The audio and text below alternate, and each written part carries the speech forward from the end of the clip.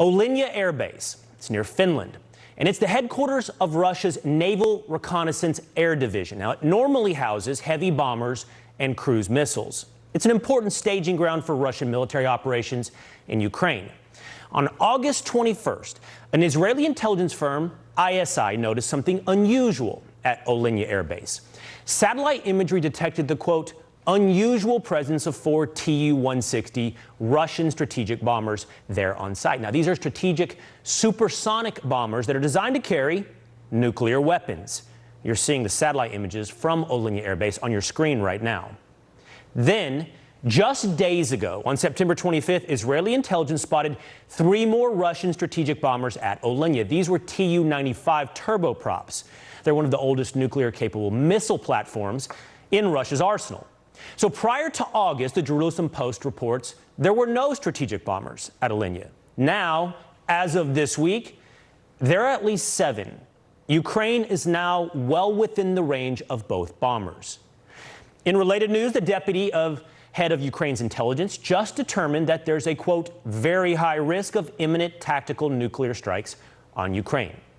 Now, given all of this, every NATO country now needs to answer a very basic question. How are you going to lower the temperature?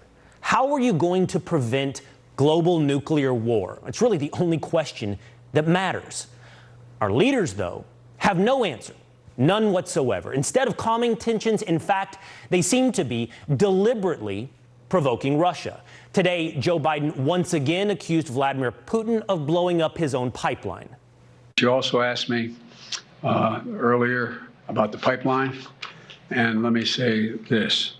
It was a deliberate act of sabotage, and now the Russians are pumping out disinformation and lies. And at the appropriate moment, when things calm down, we're going to be sending divers down to find out exactly what happened.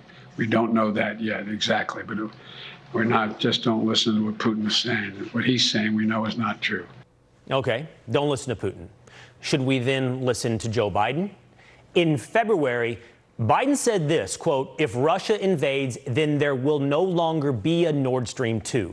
We will bring it to an end. And then the State Department, Victoria Nuland, she said the same thing. She said, quote, if Russia invades Ukraine one way or another, Nord Stream 2 will not move forward. Now, what's interesting is those threats reveal who has incentive for Nord Stream 2 to come to an end. You see, the reason our leaders would make those threats is because Nord Stream 2 helps Putin. There's no reason for him to sacrifice his leverage over Europe by destroying his own pipeline. On the other hand, we all know who is capable of shutting down his own pipeline. That would be Joe Biden and the Keystone XL pipeline. Now, look, there are those, in all fairness, who say the following. They say this is Russia's way, bombing their own pipeline, of constricting supply so that they can jack up global oil and gas prices and then in turn make more money on existing contracts with India and China. But here's a question. Why blow up your own infrastructure? Why not, just turn off the tap? In fact, that's exactly what Vladimir Putin did just a few weeks ago. He shut down the Nord Stream 2 pipeline.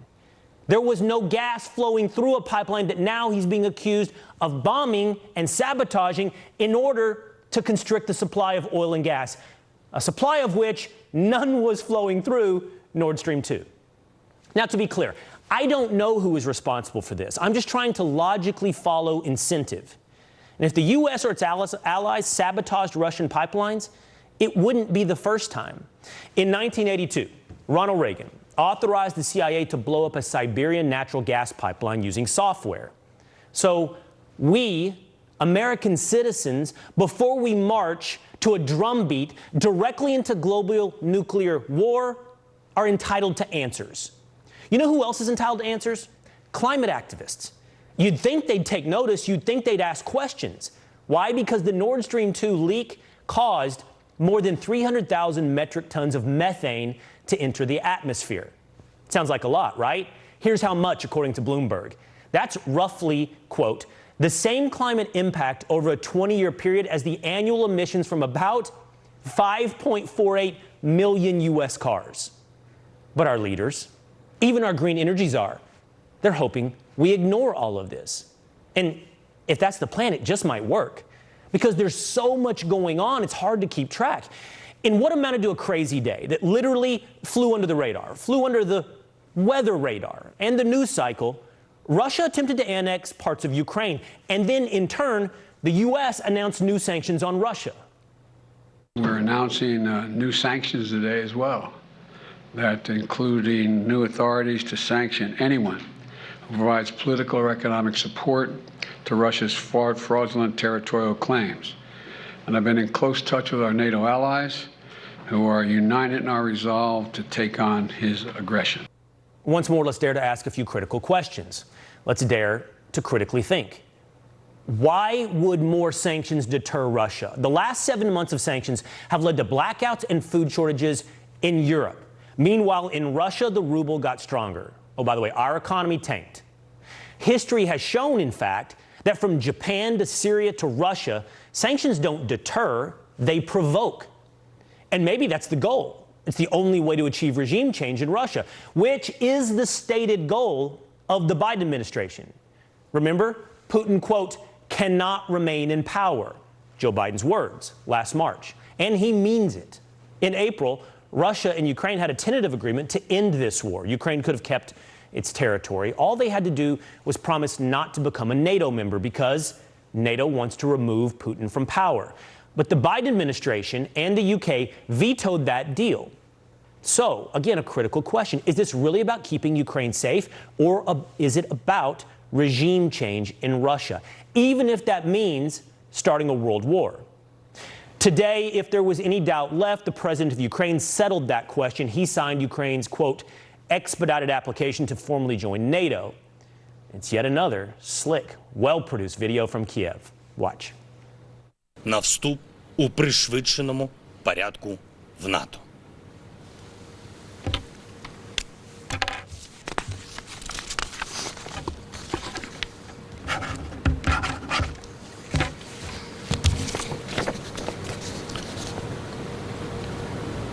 Nice pan on the handheld camera.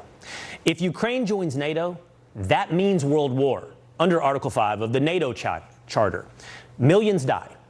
Instead of trying to avoid that catastrophe, our media, though, is telling us that is essentially inevitable. The New Yorker, for example, just published this assessment. Quote, Fiona Hill, an expert on Russia, says that we are already fighting in the Third World War, whether we want to acknowledge it or not. Perhaps save for the whole nuclear holocaust. Over to NBC, quote, historian Michael Beschloss just compared Putin's Russia to Nazi Germany before the start of the Second World War. Why? Because Putin just announced that he's annexing territories into Russia, Ukrainian territories into Russia. Is that comparison fair? Putin to Hitler? NATO thinks so. The foreign minister of Poland just pledged that NATO countries will use nuclear weapons against Russia if Russia's strategic bombers carry out a first strike. He said it doesn't even matter if Ukraine is in NATO or not. And in Washington, you will not find a politician in either party who disagrees on that point. They all believe that defending Ukraine is worth risking Armageddon. Of course, so does Lindsey Graham. He just also compared Putin to Hitler. I hope we'll also send a very clear signal here that we're going to have more aid in the, if we do an omnibus in December, which I hope we will, to fund the government, that we'll have a robust package of military support taking Ukraine into 2023. Have we learned nothing from the last century? What should we have learned? That when it comes to bullies and crazy people who want to put the world under their thumb like Hitler, we should believe what they say. We should stand up to them sooner rather than later. That was Republican Senator from South Carolina, Lindsey Graham. Standing right next to him, Democratic Senator from Connecticut, Richard Blumenthal. Why is virtually every politician, both parties, trying to provoke Russia into using those bombers? Well, to help answer that question, let's ask Colonel Doug Macgregor, a retired U.S. Army colonel, and he joins us now. Colonel, great to see you this evening. Just a whirlwind, whiplash of news today when it comes to Russia and Ukraine. What should we make of it? Well, not quite what Senator Graham had to say, or for that matter, President Biden. The destruction of the pipeline was clearly not executed by Russia. No one believes that. In fact, the German population is being polled, and overwhelmingly is opposed to the notion of any war with Russia and dismisses out of hand the notion that the Russians are responsible for the pipeline. I think three things are what we're dealing with right now. First of all, Putin has decided that no one in Washington will negotiate with him, and he knows that Washington is ultimately in control. And so he's decided that in response, he's got to escalate the military operation. People aren't aware of it in the West, but the Russian forces in Ukraine have always been outnumbered from the day they entered Ukraine. That's going to change rather dramatically, and I suspect the bombers that you referred to, who carry both conventional or nuclear weapons, will have conventional arms, and those bombers are probably going to be used in the escalation that we're about to witness in Ukraine. And I think he's going to settle this dispute in Ukraine on terms that are acceptable to Russia that we may not like. But other than Poland, no one in NATO is interested in going to war with Russia. If we persist on this line, we will see NATO dissolve and fragment. Because they will assume, you're saying they will not follow Poland's lead, not stand together. I assume that's what you're saying, Colonel? Of course, absolutely. No one wants to go to war with Russia other than the Poles and a few people in Washington, D.C. Well, that will be the key. That will be the key, whether or not, if the world will not follow the Poland into war with Russia, will, in fact, the leaders of the United States of America push the world into war with Russia. Colonel Doug Macgregor, always great to hear from you. Thank you so much. Sure. All right, this is a Fox News. I don't care if you think I'm Satan reincarnated. Well, nobody's gotten to the bottom of 9/11, unfortunately, and they should have. And it's total bullshit, I have to tell you.